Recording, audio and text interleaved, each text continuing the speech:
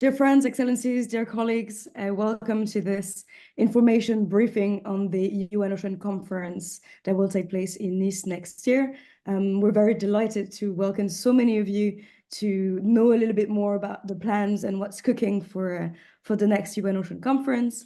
A little bit of housekeeping rules before we start. We'll have a few presentations and panelists. They can speak both in French and in English.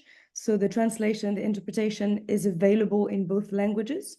If you require subtitles, thanks to artificial intelligence, you're able to also pick the subtitles that you may need. So you should see at the bottom of your screen two icons. One is a planet to choose your language, French or English, and the other one is a little box for subtitles, and you can choose whichever language you prefer.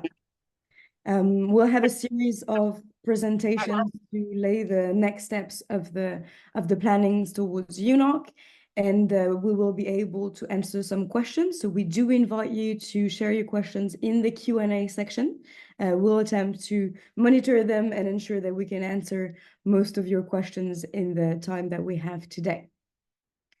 Before we start, we also want to say that the Ocean Climate Platform, together with the Varda Group, we're really happy to convene this briefing, this meeting, because it's part of our mandate to mobilize civil society to ensure that the UN Ocean Conference process is as transparent as possible. Don't you worry, we may not have all the answers today, but we will in the coming months. So stay tuned as well, because we intend to organize more of these meetings to ensure that everyone is up to date with the latest information on UNOC. So we're going to start now with our opening remarks. Most unfortunately, our dear colleague, Ambassador Gina from Costa Rica, has COVID. It's still happening, it's still out there, so please stay safe.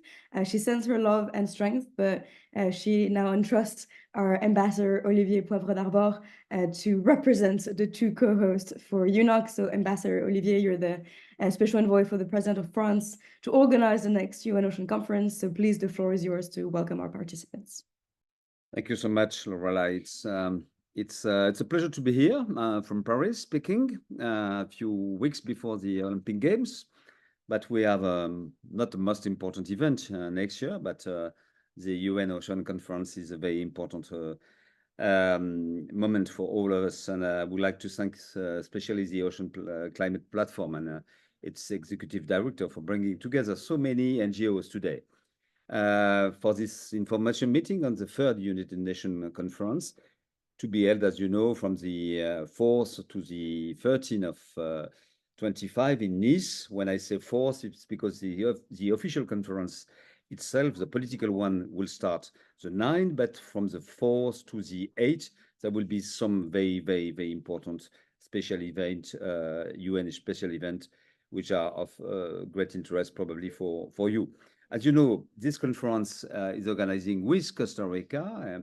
I'm not with my colleague Gina, but for all of us, that should be a turning point in the commitment to the ocean and its protection, thanks in large part to you. So first, I will start briefly in English and then move to French to be as diverse in language as is in culture. So your daily commitment to the work of mobilization is extremely important. There is no project we can be achieved without you. And especially during the special preparatory events for the UNOC, the science, the blue economy and finance, in the summit also dedicated to the sea level rise, and all the permanent coalitions that will follow Nice. So we have already done a lot, but the hardest part is yet to come. In San Jose, where we were all of us exactly a month ago, the Immersed in Change event was really a great success, promoting the full implementation of existing multilateral processes, an important step a year ahead of UNOC 3. Now we are just 11 months before the opening of the conference. So this close collaboration with Costa Rica, I should say, will help to make Nice an historic success. In New York last week, at the UN headquarters, we were alongside 193 member states to define the themes of the conference and raise member states' awareness of the success of multilateral processes such as the BBNG, the plastic treaty, the fight against illegal fishing, and so on. But Lilou Sciortino Monaco, my deputy, will tell us you more about that very briefly. Peut-être maintenant, si vous voulez prendre quelques cours de français, il faut que vous tourniez votre bouton pour vous donner des sentiments plus personnels sur nos enjeux. Je crois d'abord que aucun pays n'a la vérité. Aucune organisation internationale, fût-elle vertueuse, a la vérité. Aucun groupement économique n'a la vérité. C'est ensemble que nous pourrons construire. Et ensemble, ça veut dire de l'écoute et aussi de l'égalité de traitement, de l'équité. Dans toutes les conférences que nous voyons, la plupart, le monde occidental est surreprésenté. Et puis, il y a quelques exceptions heureuses qui permettent, comme à Antigua lors du récent sommet des Nations Unies, d'accueillir évidemment, puisque c'était eux les invités, les représentants, les chefs d'État et de gouvernement des petits États insulaires en développement, les SIDS. Mais néanmoins, beaucoup de pays ne sont pas à bord. Et je pense qu'on ne doit pas se laisser guider uniquement par le désir des uns ou des autres, de ceux qui ont des grands intérêts économiques. Je pense aussi bien aux Chinois qu'aux Américains. Je pense que nous devons véritablement ouvrir cette conférence de manière à ce que tous les points de vue soient non seulement entendus, mais qu'ils puissent être partie prenante de la décision et des accords de Nice. Les accords de Nice, en 2025, doivent être 10 ans après ceux de l'accord de Paris pour le climat, lors de la COP 21, un moment décisif. Car franchement, nous y mettons tous, nous tous ensemble, beaucoup d'énergie dans cette conférence des Nations Unies. Et nous avons la possibilité, à la fois avec une déclaration politique ambitieuse, mais aussi grâce aux contributions volontaires dont vous ferez l'expression et que vous viendrez présenter à la tribune des Nations Unies en tant que NGOs, il est extrêmement important d'avoir des contributions volontaires très ambitieuses. Je pense notamment, par exemple, à la possibilité d'avoir 100 pays qui s'engagent à mettre en place des plans de management maritime sur leur littoral. Je pense évidemment à des engagements importants du secteur du transport maritime sur la décarbonation, mais ils sont nombreux, ces engagements. Alors, nous aurons, comme vous le savez, 3 jours du 4 au 6 consacrés à la science. Nous aurons du 7 au 8 juin 2 jours consacrés à l'économie et la finance bleue, à Marseille et à Monaco. Mais nous aurons évidemment aussi le 7, une grande journée consacrée au sujet de l'élévation du niveau de la mer. Le 8 mai, la veille, il y a un problème de traduction, Lorelai? Yes, my understanding is that the English translation may not be working just yet. So you want me to do it again in English? Apparently only to activate the translation, you need to book the little planet at the bottom, and you can choose either English or French. If you have any problem, I can carry on in English if you prefer, no? Maybe carry on in English as for the time being, if you don't mind, Ambassador. Okay. So it out. Thank you so much. So I was just speaking about the next special events, science, economy, and blue finance, and sea level rise. But you know what is important for us, all of us, with the work you have already done, is the 8th of June. On the eve of the launch of the conference, we will be attending World Ocean Day. This celebration will be concerted with you, with civil society. That's our day. That's your day, in fact. To present in a formal moment we are working on with our friends from the platform Océan Climat, to present in a formal moment to the head of states and governments the urgency of the situation and what we urge them to do. So we will need you to get involved during this day by organizing as many events as possible and launching initiatives to raise, just a day before the opening, public awareness of our common challenges for a more sustainable ocean. When I say civil society, when I say NGOs, it's also the people of the sea. It's extremely important not to have, committed people as we are, usual suspect as we are, but also to have the occasion to hear some voice coming from the Pacific, from Africa, from different parts of the world. And I'm sure they will be around this table. During this conference, it will be your recommendation plus the recommendation of the scientists and also the organizer of the Blue and Finance Economy Summit that will be submitted to the states to define their future actions.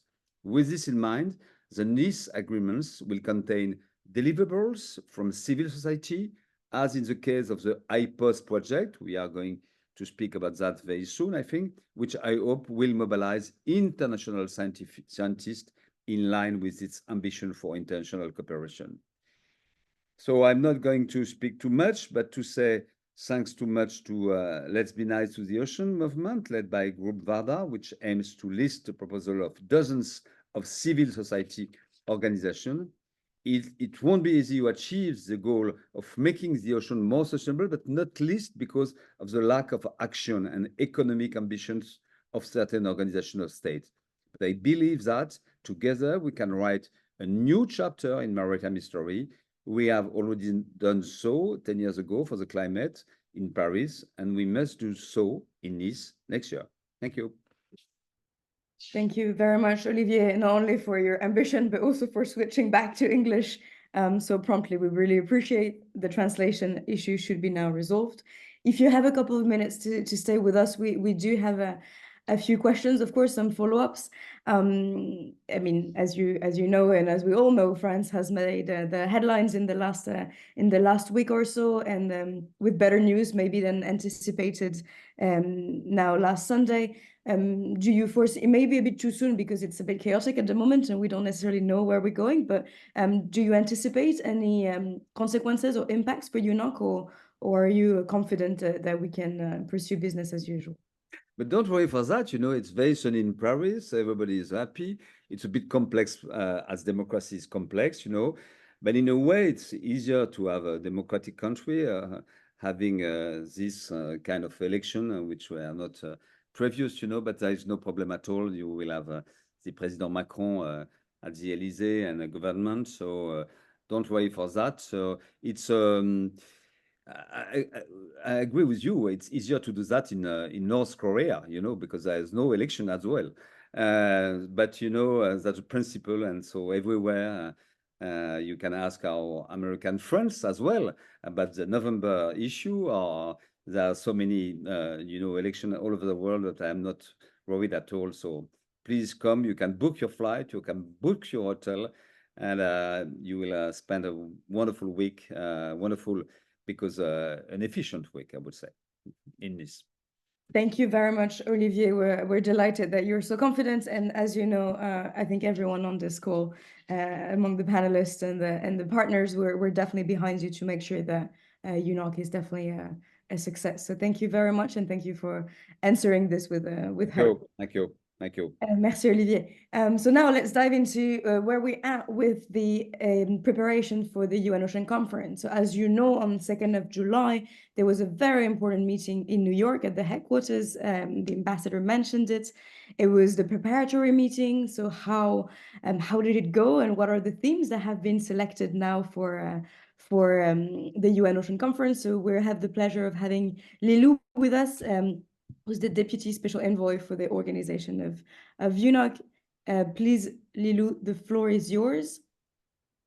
Thank you, Lorelei. Thank you, everyone at the Climate Platform for having this important meeting.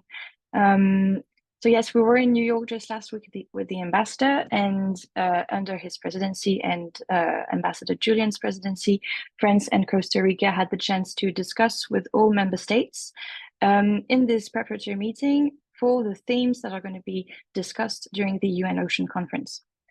So these themes, oh, thank you. I see that you have I don't see the rest of the, okay, thanks.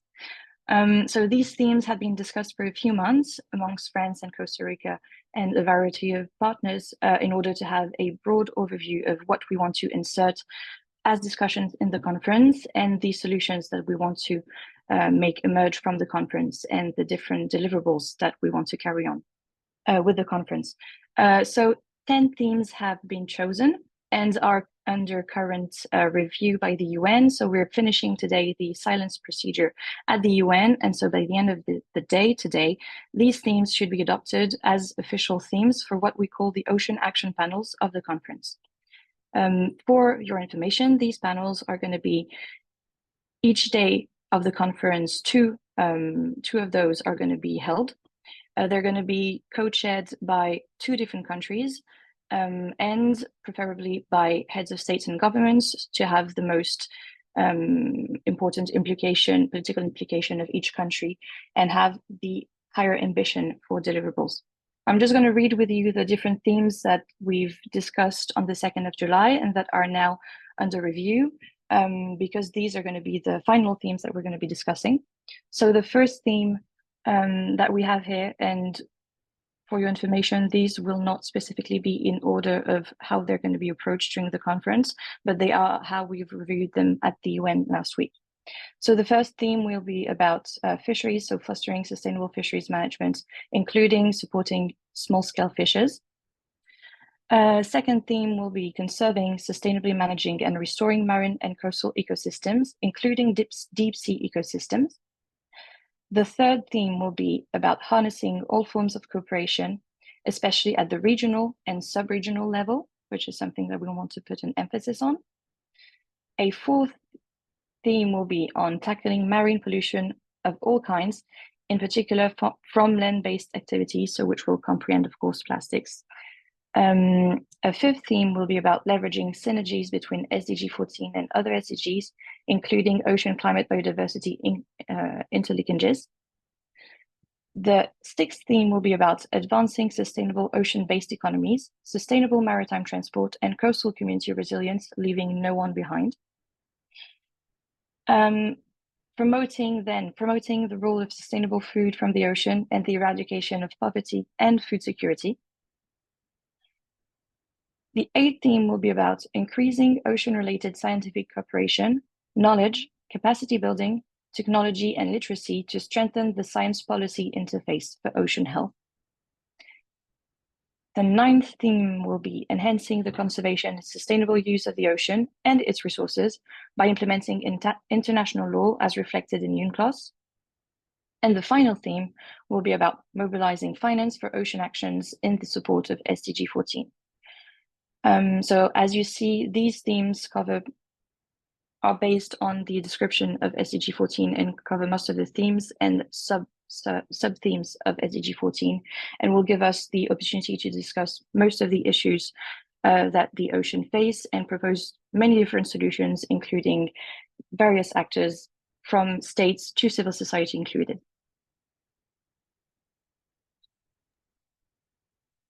Thank you very much, Lilou. This is very helpful to know what the themes that will guide us during the UN week are. So thank you so much for reporting back from New York.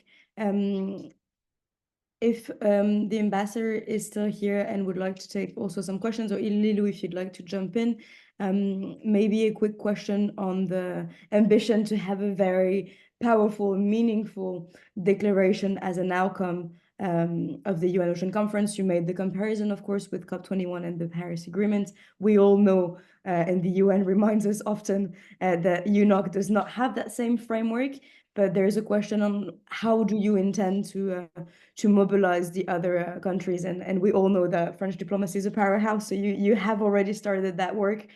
So do you want to share a bit of insights on how you will get governments to rally behind the French and Costa Rican leadership to push for the ocean? Perhaps I can say a few words, on the diplomatic agenda. We already have signed 2 roadmaps with 2 small countries. I mean, China and United States in the same month, in May. That was done by Mr. Biden and Mr. Macron, and by Mr. Xi and Mr. Macron. And I was when I was with Lilou in New York, the 2nd of July, I was very impressed, by it was quite an easy job, in fact. You know, there was always the same remarks on do we have to put an S on ocean or not, you know, clear debate on the UNCLOS made by Russia, you know, but even Russia was quite open-minded. So, and we are waiting for the silence procedures till tonight. But you know, it seems that there is really a consensus on the themes. Well, then we will have to work clearly and to have some big countries as India. As India is, I think, would be a major partner, and I hope the Prime Minister will be there. I should say it's a bit difficult to have a discussion with Brazil, so I'm surprised, but we are going to visit them very soon to see what we can expect from them.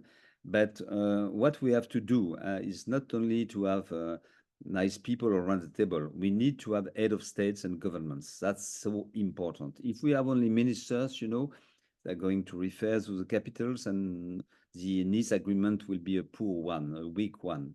So my main job with my team and also from the GINA team in Costa Rica will be to convince a minimum of 100 countries to be represented by the head of states of government, even if it's not during all the time at the conference, but you know, especially on the 9th and the 10th of June. And then if we have this political level, that will be probably good news for the conference itself. There are some issues we are not going to discuss, you know, directly during this 10 ocean action panels, like the deep sea mining, you know, because as we are supposed to do that with the UN organization, so I don't think it will be so efficient to invite, and we will have to invite him if there will be a panel devoted to this issue of deep sea mining. We will have to invite the General Secretary of the ISA, Michael Lodge. It's something which I do not consider as the best idea. But the good news really about deep sea mining, that really there will be, as you know, this in July, this middle of July, a discussion in Kingston, and also about the possible or not renewal of the General Secretary. There is an excellent candidate coming from Brazil, Leticia de Carvalho, and I'm absolutely sure that the mining code will not be ready to be signed even in 2025. That's the good news, and it's why probably we are not going to discuss directly this issue during the conference. But except that, we will try also to have, during these 5 days of conference, 1 day dedicated, 4 days dedicated to basin. You know, there will be a day of the Pacific Ocean, Pacific and Austral Ocean, a day of the Mediterranean, a day of the Atlantic Ocean, and a day of the Indian Ocean. And at this occasion, we will try to discuss some more regional issues which are extremely important. And so it's how we are working now with the UN in a very good, you know, spirit. And it's why, even if I am always careful, we are quite, I should say, just before this summer, quite optimistic on the quality of the conference, the number of delegates, the possibly a very high number of head of states there. My main concern is about the ambition of the Nice Ocean Agreement, and we need you to say your ambition. We will organize probably before the end of March or at the end of March a very special event at the Mont Saint-Michel in France, where we will invite a bunch of, let's say, 100 people who will really tell exactly to the rest of the world what they're expecting 2 months after in Nice. Scientists, but also NGOs, political leaders, and these people will be probably the kind of alarm for all of us 2 months before the Nice conference. Thank you. Thank you very much, Olivier. This is extremely helpful, and of course, a lot of these questions will be addressed. And again, these 10 themes are the overarching theme. So there's a lot of content that can go into it. And as you were mentioning, Olivier, that deep sea mining and the moratorium or not will not be discussed during UNOC. Deep sea ecosystems will definitely be addressed in the overarching theme too. We do have a lot of questions online, so I do invite our panelists to also answer some of the questions in the chat. Don't hesitate. But we'll move on with the presentations now, because a lot of those answers will come from our wonderful panelists. So thank you again, Olivier, for your honesty and transparency. We really appreciate it. So now we're going to dive into the special events that will take place right before UNOC. So in the days running up to the UN week, so starting on the 7th of June 2025. So I'd like to start with inviting my colleague Théophile Bongartz, who's the head of coastal adaptation at the Ocean Climate Platform, to tell us a bit more about the special event on coastal adaptation and the upcoming Ocean Rise and Resilience Coalition. Please, Theo, the floor is yours. Thank you very much, Lorelai. Hello to everyone. And so I'm very pleased to be with you to talk to you about one of the special events dedicated to cities and regions by the coast. But before, we'll give you a bit of context, because I think that having some idea of the genesis of this special event is very important. So by the last 4 years, the Ocean Climate Platform has been conducted one project dedicated to coastal cities and its adaptation to sea level rise. And so for the last 4 years, we have been mobilizing an international network of different partners, multi-actor, all experts of the link between the sea, the territories, the cities, and how they can adapt. One very important point also is that with the support of the French government and other partners like ICLEI or the city of Brest, 2 years ago, we launched a declaration signed by more than 50 mayors from coastal cities, alarming on the fact that they are witnessing the impacts of sea level rise daily, and they are the first one able to answer it, but they will need the support of the entire community to effectively adapt to sea level rise. And then, not even 1 year ago, after 4 years of project, we released some policy recommendations. And it was during the One Planet Polar Summit, and with the government of France and with the city of Nice, we decided, the French government decided to organize one special event dedicated to coastal cities and regions adaptation to ocean impacts and sea level rise during the UN Ocean Conference in Nice next year. So this is the special events we are talking about. It will be the 7th of June next year. It will be in Nice. And during this event, the main outcome will be the launch of a coalition of coastal cities and regions dedicated to the adaptation of sea level rise and ocean impacts. So the chair of this coalition will be the mayor of Nice, Christian Estrosi, that you can see on your screen on this on the picture on the left. And the Ocean Climate Platform has the mandate to coordinate this phase of prefiguration. So now, with the difficult task to design what will be the outcome of this coalition, what will be the deep purpose of this coalition, and what it will deliver, and what will be the governance of this coalition. So concretely, what we want to do in Nice in less than 1 year is to gather more than 500 representatives from local authorities, both cities and regions, and more than that, having 1 billion people that are indirectly part of this coalition. The added value of this coalition is very clear for us. It's that there is at this time, no existing network of coastal cities, no existing initiative dedicated to cities and regions by the coast. So the first objective will be to advocate for coastal cities and regions, to be sure that their voice is part of the international negotiation on climate and on the ocean.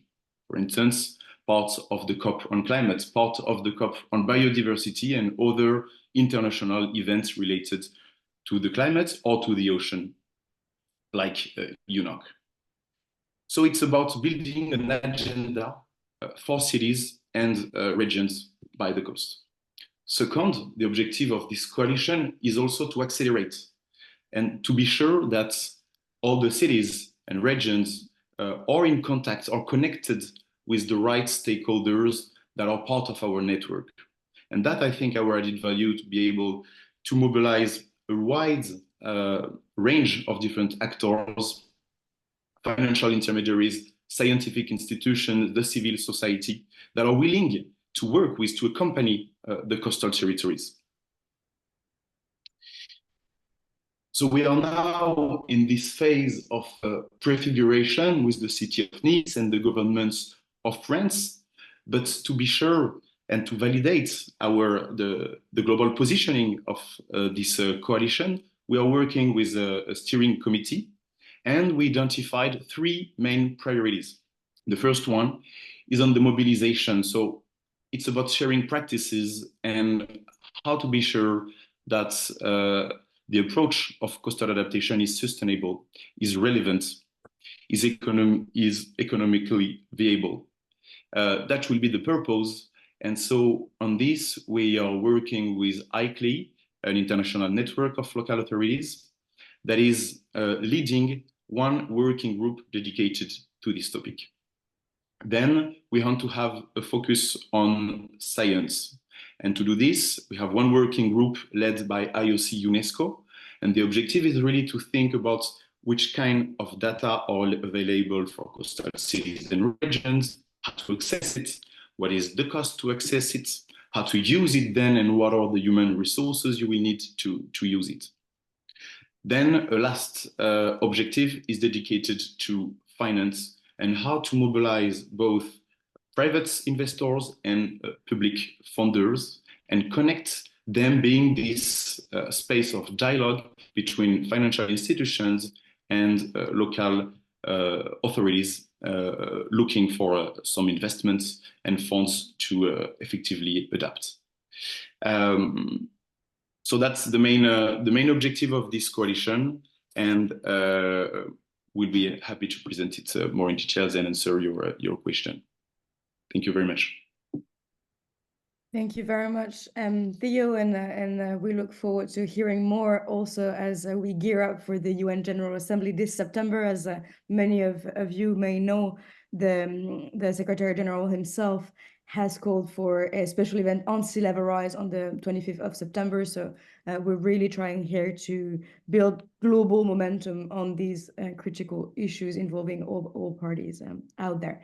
So thank you very much, Theo. Now let me move towards the next special event that will take place in Nice as well, the special event on the Blue Economy and Finance Forum, the BEF. So I would like to invite Marianne from Aura, please, to take the floor and share her presentation. Can you see my screen? Okay. So thank you, Lorelei, and I'm really happy to present the BEF for you today. So it's another special event of UNOC. Theo presented the theme around coastal cities. The Blue Economy and Finance Forum is the fourth special event to UNOC, and it will be held in Monaco on June 7 and 8th, so right before the start of UNOC on the 9th. So just to present you the team, so we have two co-chairs, Pascal Lamy, who's the former Director General of the World Trade Organization, and Ilana Said, who's the UN Ambassador to Palau. I'm part of the core team. I work for AURA. So of course we work with the French government and the Costa Rica government, and also closely with Monaco, who is hosting this event, with the high-level ocean panel on the ocean, and with the World Economic Forum. And we also have a steering committee with the partners helping us develop the forum. The Blue Economy and Finance Forum will echo the 10th theme that Lilou presented earlier on around mobilizing finance for ocean action in the support of SDG 14, which, as you know, is the least financed SDG for the time being. And we hope that the BEF will also contribute to reversing this trend. So briefly, I have a few slides to present the topic, even though I'm sure you know about the importance of the ocean for the economy, of course, for our lives. And actually, it's for the economy because it's supporting our activities. Just to give you a quick figure, it's 90% of global trade that uses the ocean, but for now does not pay for it as an infrastructure. But it's also opportunities for us, and that's the good news, and that's also what we want to insist on in the BEF and the blue economy. The difference with the green economy, that's how Pascal Lamy often puts it, is that it's an ocean of opportunities. It's not just risks, and that's really what we want to insist on. So there are more jobs that could be created. There are renewable energies that can be developed thanks to offshore wind, for example, and the power of the sea. And so the sustainable and regenerative ocean economy is actually profitable for us and for finance. But the ocean, as you know, is threatened by major risks on climate, of course, with impacts of global warming affecting the ocean much more rapidly than the other topics. Also, in terms of biodiversity, even though we don't know everything we could know on the ocean, we still know that the share of vulnerable marine habitats lost is 50%. And finally, in terms of pollution, just again to give you a quick figure, but by 2050, plastic could outweigh all fish in the sea. So all these risks also are risks to the global economy. It's difficult to quantify this, but there is this figure. It's more than 8 trillion worth of assets which are at risk over the next 15 years. But actually, the whole economy which could crumble if we don't act to preserve the ocean. So that's the goal of the Blue Economy and Finance Forum. It's a moment to mobilize finance, insurance, development banks. As you know, as you saw earlier in our partners, you saw that we have partners both in the finance, insurance world, also governments, philanthropies, business leaders. So it's really important to gather the public, private, and philanthropy sector, and also entrepreneurs to build a global momentum around blue economy and finance. So first, to catalyze a wave of investment, and that's also why we've started working on this more than a year before, because we want to come to the BEF in a bit less than a year now with concrete practical things that are working, with deals on the table. We also want the BEF to be a moment to scale investment, so to show what is working and potentially to develop new products, new vehicles in terms of finance, and finally to build an ecosystem to develop blue investments. So these 3 goals will also align with the 3 pillars of action, which will also be the 3 themes of the BEF. So I told you that the BEF will be on 2 days, on the Saturday and Sunday, 7th, 8th, and it will be actually 3 half days. So Saturday morning, afternoon, and Sunday morning, structured around these 3 themes. So the first one is investing in ocean resilience. And this will present all the solutions, the financial solutions and insurance solutions that can favor the ocean as a support for the global economy. So there will be initiatives, for instance, around coral reefs, around mangroves, to support ocean resilience. The second theme is more classic. It will be around all the initiatives to finance the blue economy. And actually, by blue economy, we also imply the blue, sustainable, and regenerative economy. And then the third section, which will be on the Sunday morning, will be around innovating through ocean governance and finance. And this section will not be about developing just funds, investments, and products, but about building the architecture that enables a blue economy and finance to thrive. So it will be more about the mechanisms, platforms, principles, and guidance that are needed. So and I will finish with this slide. So to give you a few examples of the initiatives, that's the work we have started. It's to identify for each of the three sections, the initiatives that already exist. So please, if you also know of initiatives that you think should be part of the BEF, you can reach out to me and we can discuss of how this should be presented and also how we can work on developing them. So for example, for the first section, there is the Global Fund for Coral Reefs, the Great Blue Wall Initiative in Africa. For financing the blue economy, we have several pipeline developments for projects, including 1,000 ocean startups. There are blue bonds that already exist, but we want to favor their development.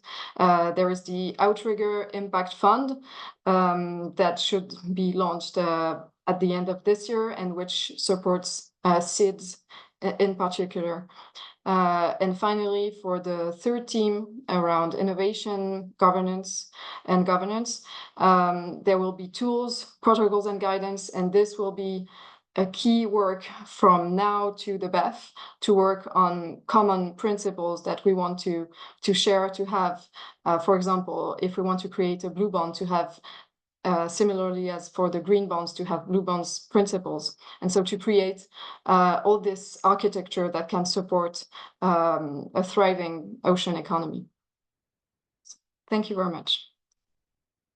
Thank you very much, Marianne. This is extremely helpful, and we know that both Pascal Lamy and Ilana Said as co-chairs are working extensively to make the BEF a very successful forum ahead of UNOC. So thank you very much for all of your efforts. And now the last but not the least special events that will be discussed today is the One Ocean Science Forum. So I'd like to invite Shira Salbi from IFREMER to also take the floor and share their advancements. Thank you very much. Thank you for your invitation. I'm really delighted to be with you today to give you an update on the organization of the One Ocean Science Congress. As you know, this Congress is a special event of UNOC 3. It's scheduled to be held in Nice from June 4 to 6, 2025. And it's jointly organized by CNRS and IFREMER. We can move to the next slide. Well, the aim of the One Ocean Science Congress is to provide heads of state government, all participants of UNOC 3 and the broader society with comprehensive scientific insights on the ocean's health, dynamics, and future trajectory, on its conservation and sustainable uses, and on the services and benefits it provided to humanity. Building on this wealth of knowledge, science-based recommendations will be formulated to the heads of state and government who will meet in Nice at UNOC 3. The Congress will also highlight the work of the International Panel for Ocean Sustainability, IPOS, and its roadmap. We can go to the next slide, please. So this Congress is under the supervision of UNOC 3 chairs, Her Excellency the Ambassador Gina Guillain and His Excellency the Ambassador Olivier Poivre d'Arvor, and it's co-chaired by Jean-Pierre Gattuso from CNRS and François Houllier from IFRAMER. Today we can say that we have the major pillar of our Congress. 10 scientific themes were designed following interactions and discussion with entities, including IOC, UNESCO, and within the organizing committee, as well as the international scientific community, which comprises 18 experts selected from a large geographic area and the global ocean scientific community to encompass a wide range of disciplines. We can move to the next, thank you. As you can see on this slide, the 10 themes are designed to be action and solution oriented. A key focus will be ensuring alignment between these themes and the Ocean Action Panel of the UNOC 3 to foster greater coherence between the expected scientific recommendations and the international commitments of the UNOC 3. So these themes are not based on disciplines, but on large scale and cross-cutting issues linked to international treaties and negotiations, as well as the United Nations bodies and agencies and the agenda of the Ocean Decade. Submission for scientific oral presentation and poster will be invited under these following themes.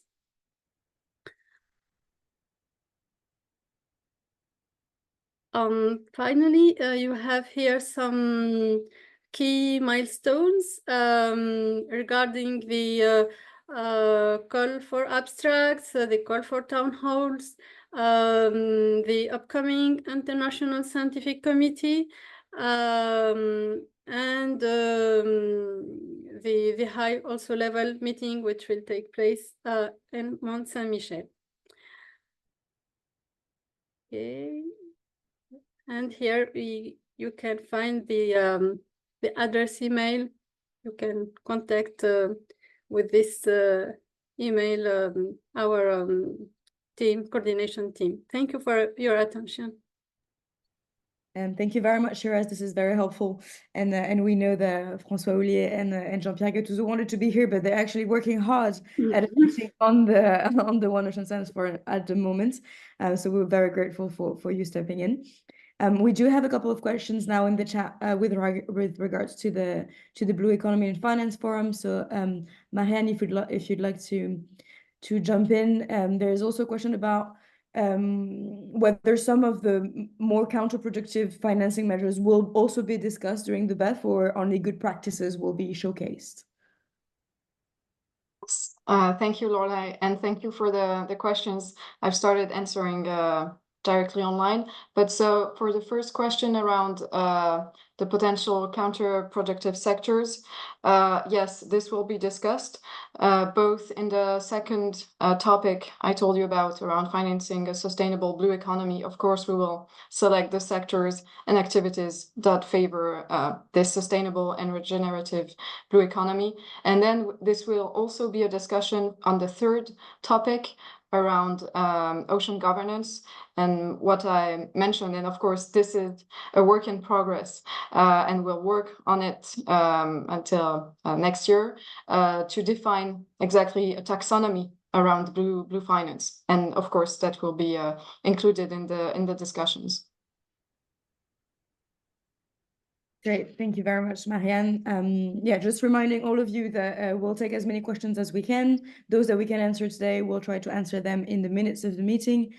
Translation is still available in French and English, and you can also do the subtitles in all the languages that you want. Housekeeping rules have time. So now, thank you so much for answering these questions. Shiraz, you mentioned, of course, the International Panel for Ocean Sustainability, which is one of the famous or infamous possible outcomes of the UN Ocean Conference. So now we have today Adrien Vincent, who's a consultant with the initiative towards IPOS, who will share some insights into the initiative. Thank you, Adrien.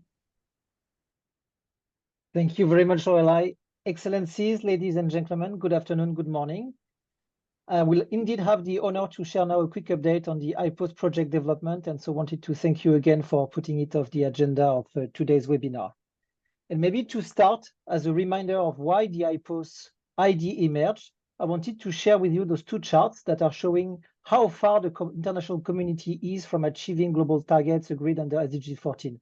And so the map on the left shows the global progress on SDG 14, and it's sadly way too red. And on the right-hand side, you can see that even the targets that were supposed to expire in 2020 were still far from achievement. And so the central question behind the IPOS is, how can we turn this map green? And the core assumption behind the IPOS genesis is that better access and use of knowledge would help policymakers accelerate implementation of SDG 14. So over the past 2 years, we have commissioned and published several studies which confirm that indeed ocean knowledge is available, but today it's too often siloed and dispersed, not always actionable enough for decision makers, not in plain language, often too technical and jargony, not event-driven and responding to the priorities of policymakers, and insufficiently inclusive, lacking to reflect perspective from indigenous communities, for instance. The IPOS concept has been maturing over the past 3 years through international discussions, workshops, and events to collect a maximum number of input from various stakeholders. And as a result, we have a mission statement that is now emerging as a draft for the IPOS, which reads as follows. Operating with an inclusive and systems approach, the IPOS brokers knowledge to deliver independent, timely, and actionable support in response to states wanting to accelerate their implementation of international oceanability sustainability targets and frameworks. And so here, every word has an importance. We want to be inclusive. We want to have this system approach where we are breaking silos. And in terms of how the IPOS could deliver value, it's about brokering knowledge. It's not about duplicating the work of knowledge producers. It's really amplifying and valorizing the knowledge which is already out there and siloed. And then importantly, the IPOS wants to be this proactive help and support to deliver this timely and actionable support to states who want to go faster and are looking for support to do that in the goal of achieving this ocean sustainability targets and frameworks. So our objective is indeed to present the IPOS detailed terms of reference at UNOC 3. And so what we mean by those terms of reference is really explaining exactly how the IPOS will work, what will be its governance, and how it will be funded. And to get there and to answer to those questions, we're in the process of developing those terms of reference through a very inclusive process and a co-production process that includes a large consultation. And so this large consultation has 3 main channels that we are actively working on as of today. We have an online consultation that was officially launched last week, where we are aiming to have up to 200 responses to 25 questions, where we are testing some emerging hypotheses on how the IPOS could be functioning operationally speaking, and also confirming how we can really add value to the existing ecosystems of solutions. Next to that, we will leverage a series of targeted workshops and bilateral meetings with ocean practice owners, our target users being states and international group of countries, but also UN organizations and our own advisory board members and knowledge committee members, and the UNOC team, of course. And last but not least, once we will have digested the output from those 2 main channels, we will refine the terms of reference and go one step further with an offsite seminar that will take place around fall. Good news is that we are extremely lucky to benefit from the support of the European Commission, which plays a key role in the buildup of the IPOS. So indeed, we have received the financial support of the Commission to a consortium bringing together a number of international players to really continue to assess and develop really the rationale for an IPOS and learn from best practices and do's and don'ts from other organizations, design those terms of reference, and start operationalizing the IPOS in terms of brand identity and political engagement. Besides, we also benefit from a growing support within the international political community. So we have, for instance, benefiting from a continuous and active support from the French government. And recently, we also received the official support of China. And in parallel, we are, of course, actively engaging with a number of other countries from both Global North and Global South, and we have already received a number of marks of interest. And from the knowledge side, we also benefit from a growing support of the scientific community, and this support has materialized through the creation of what we have called a coalition of scientific institutions in support for IPOS, which is today counting more than 20 global institutions that are actively helping us in designing and building this future IPOS. So with that, thank you a lot for your attention. Stay tuned for more news about the IPOS. We have active channels on social media and a website to check our recent news. And thank you for attention, and ready for questions, if any. Thank you very much, Adrien. This was very clear and helpful. You mentioned the consultation. This is a quick follow-up. Can you share a link or the questions for participants to take part in the consultation, or is it a targeted consultation? It's indeed a targeted consultation where we have reached to many networks of the IPOS, but also inviting those networks to suggest additional names. But we still want to keep a little bit of control to make sure that we have the best diversity and the best relevance of practitioners. So very likely many people in this attendance will be leveraged and will be asked to answer this survey. Wonderful, thank you very much. And I believe you also have a website, so if you want to drop it in the chat, that would go in the Q&A, that would be very helpful, because I think our participants are keen to know more and read some of the outputs from IPOS. So thank you very much, Adrien.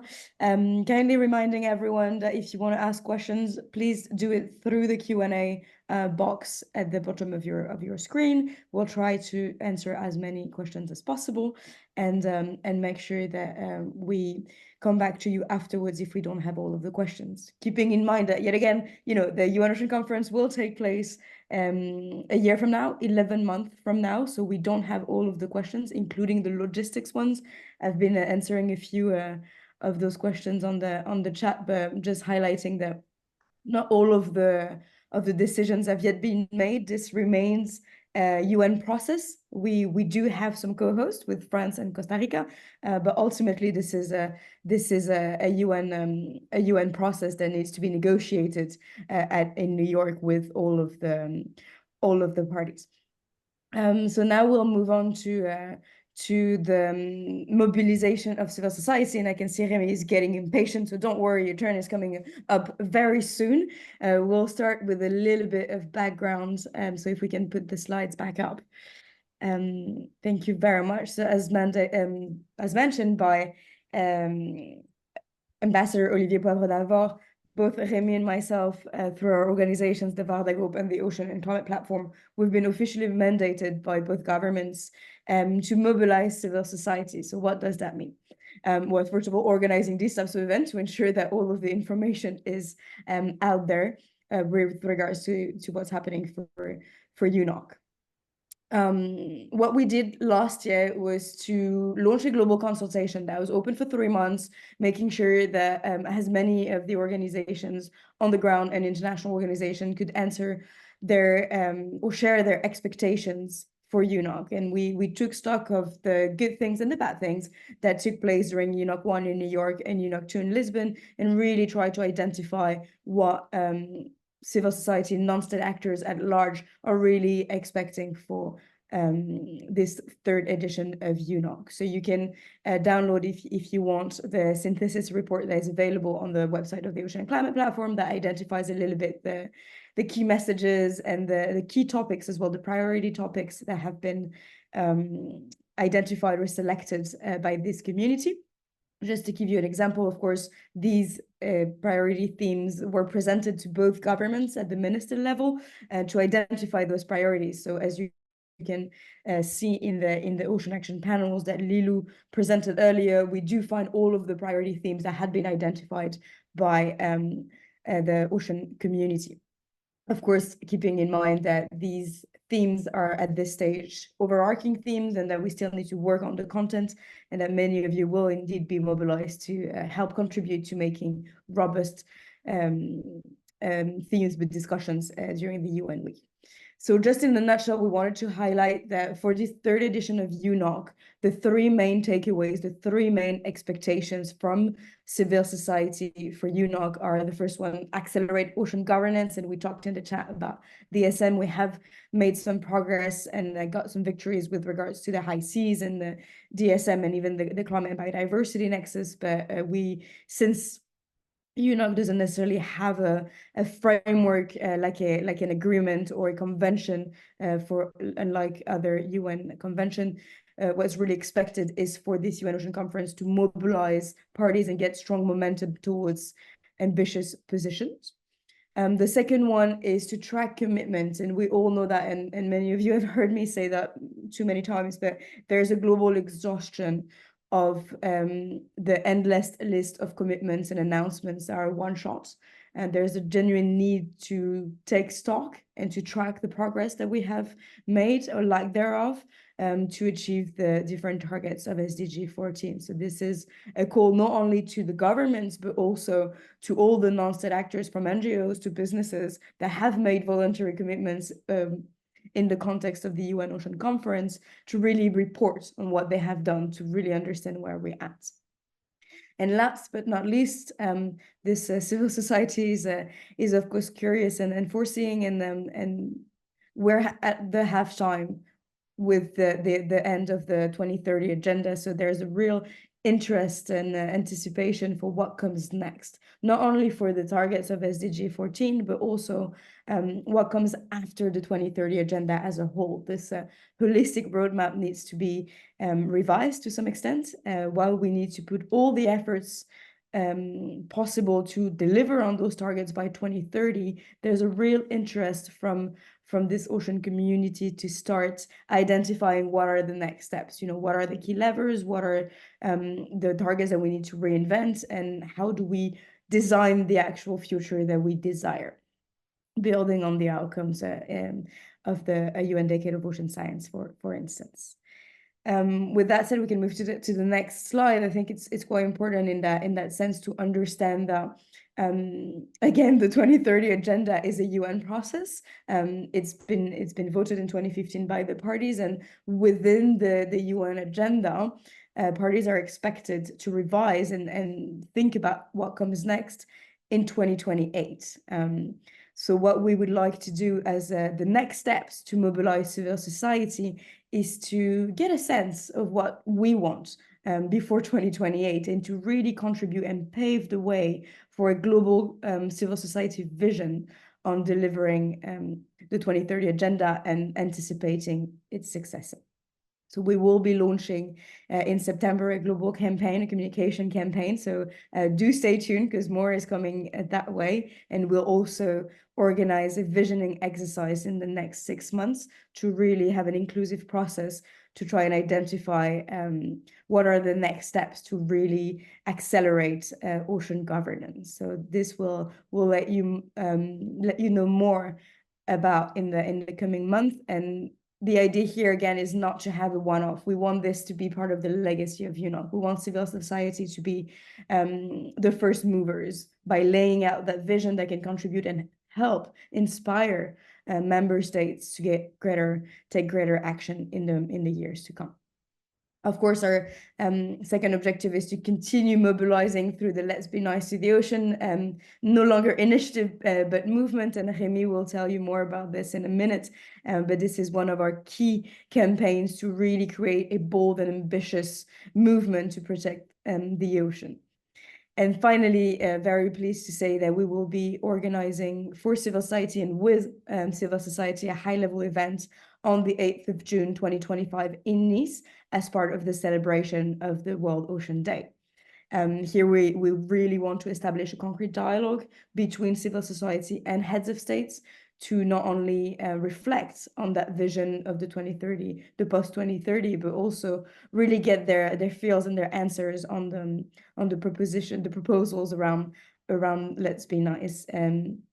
One of the common blue threads from the very beginning of our mobilization strategy has been to bring all the voices of the ocean. So we are also very much in discussions with the French government, Costa Rica, and many other partners to ensure that this special event will really be an event of the people of the sea, and making sure that it's inclusive and representative of what it means to be an ocean person, from the coast all the way to expeditions and artists and so on and so forth. So do stay tuned, because a lot more is coming with regards to mobilizing civil society. And now it's my great pleasure to hand over to the great Rémi Parmentier to tell us more about the Let's Be Nice movement. So Rémi, the floor is yours.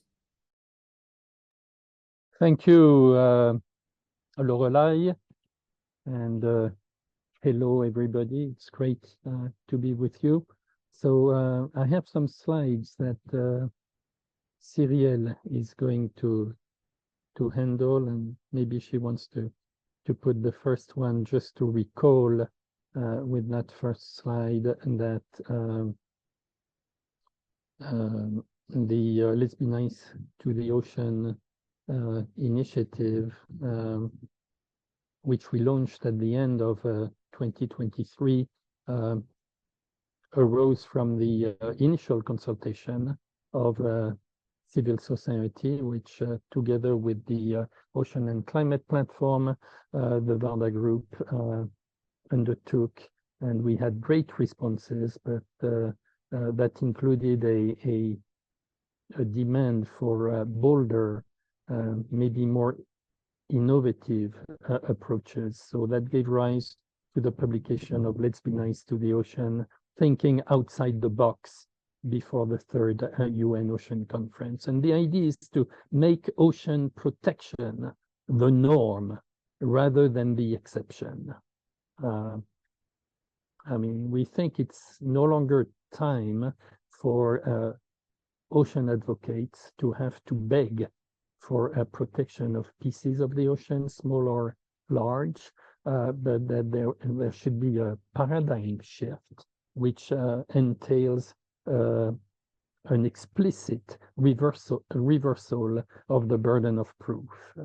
Instead of ocean defenders having to demonstrate that protection measures are feasible and doable, it's the extractive industries that should be asked to demonstrate that their activities or their proposals are safe and that mitigation measures are in place to restrict and ultimately eliminate their environmental footprint on the ocean. So that's the origin, and the ebook was published on the website of the Prince Albert II of Monaco Foundation, and we simultaneously launched the website Let's Be Nice to the Ocean. We got a very good response, and before the meeting in Costa Rica, in San Jose, just a month ago, we published a new report which contains a summary of responses and additional ideas which we have received from a large number of organizations from all walks of life, NGOs, but others as well. This is also available on the website. Maybe we can move to the next slide. Cyrielle, thank you very much.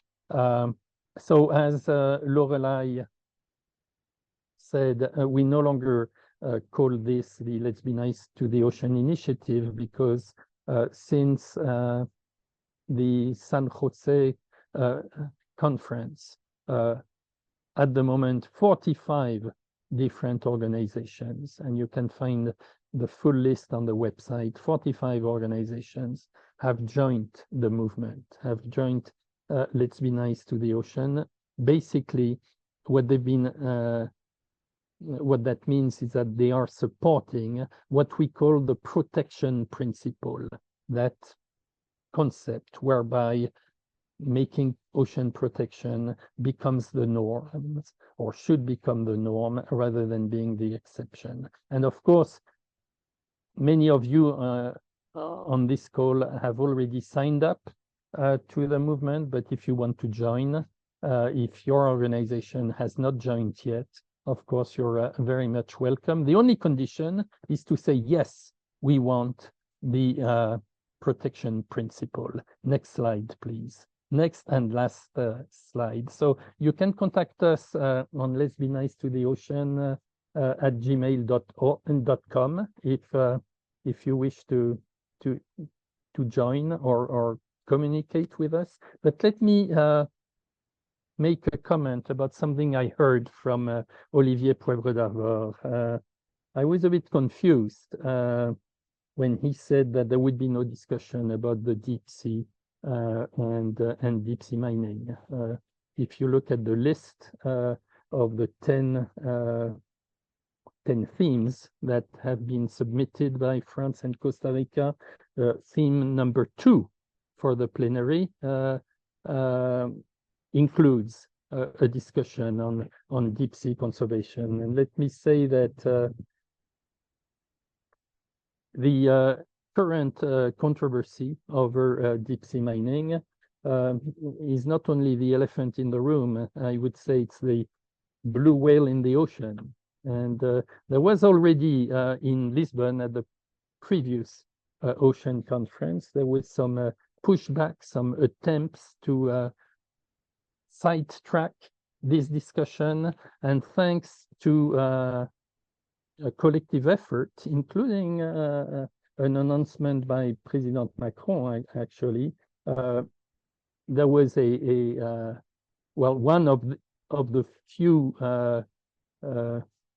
big things that or takeaways from Lisbon has been the fact that the conference was the incubation of this campaign, this movement seeking a moratorium or a pause or a prohibition. There are different terminologies that are being used on deep sea mining. And as Olivier Poivre d'Arvor mentioned, we don't even know who might come to Nice on behalf of the Secretariat of the International Seabed Authority, because this issue is not settled and there is a challenge there. So speaking on behalf of many of the members of the Let's Be Nice to the Ocean movement, in particular the Deep Sea Conservation Coalition or the Deep Ocean Stewardship Initiative, the High Seas Alliance also, I think that it would be a mistake not to expect a discussion on the protection of the deep sea and the status of the proposals to go ahead or not on deep sea mining. Thank you very much. Merci beaucoup, Rémi. Thank you so much. We do have a few questions in the chat as well, and I would like to first of all highlight that we no longer have the representatives of the French government with us, so would not want to speak on their behalf. But I think there's a very important question in the chat about how UNOC intends to boost political momentum, including for a call for a DSM moratorium, and what types of initiatives are planned. My understanding, and here again, not part of the French government, is that, of course, there's a lot of diplomatic efforts ongoing, including to get more countries behind that coalition on a moratorium for deep sea mining, moratorium ban, whatever you want to call it, but making sure that this is not happening, basically. And I know for a fact that in all of the meetings and international conferences that the French and Costa Rican team attend, there are some bilaterals going on. There are a lot of meetings to work with their counterparts in different countries to ensure that there's going to be strong outcome for ocean governance at UNOC, or at least pave the way for strong outcomes so they can be taken back into their respective framework. And another initiative that I wanted to highlight is the 100% Alliance, building on the work of the Ocean Panel and the Sustainable Ocean Plans. There's an intent to build a coalition beyond the 19 members of the Ocean Panel to gather 100 countries to implement sustainable ocean plans, which overall objective is to protect 100% or sustainbly manage 100% of the ocean, so under the exclusive economic zone. So there's a number of initiatives ongoing, and we'll make sure to report back as soon as we know more. Again, this is one of the first briefing meetings that we're hosting, and we do hope to have many more to continue this transparency process. Shiraz, also if you'd like to jump in, because there's a question about possible applications for presentations or posters during the scientific congress, bearing in mind that all the logistics may still be pending, so we will understand if you don't know yet. Yes, I can say that participation is open to all the scientific community. It's really similar to the other scientific congress, and application should be linked to the 10 scientific themes of the One Ocean Science Congress. The website will be soon available, and will list all the participation criteria. Wonderful, thank you very much. We will make sure to also share all of these informations in due time, and similar for the civil society events. We have a few questions about who will be the speakers, where it will be. Keep in mind, guys, it's in 11 months. We're trying really here to focus on content rather than formats. All of us here, I think, are experts to some extent in our fields. We're not party planners, so we're really trying to make sure that the content is solid, is robust, before we turn into the more organizational side. And for this, of course, we need also the approval of the co-host in the city of Nice. So there's a lot of very heavy logistics behind. So as soon as we have dates and we have more information, we will share it. With regards to the civil society event, we don't know yet. Remy and I are discussing it, and we're going to in good intelligence with the other special events and with the government, set up a steering committee for this. We want this to be as inclusive as possible. Again, but if we have 2 or 3 hours, we won't be able to have 600 people speaking. So we need to think about the most innovative way as well to make sure that we're representative of all the voices of the ocean. Remy, did you want to add something? Yes. Yes, also about these plenary ocean action panels, Olivier Poivre d'Arvor and Gina from Costa Rica have very clearly indicated to us that, I don't know if in all of them, but whenever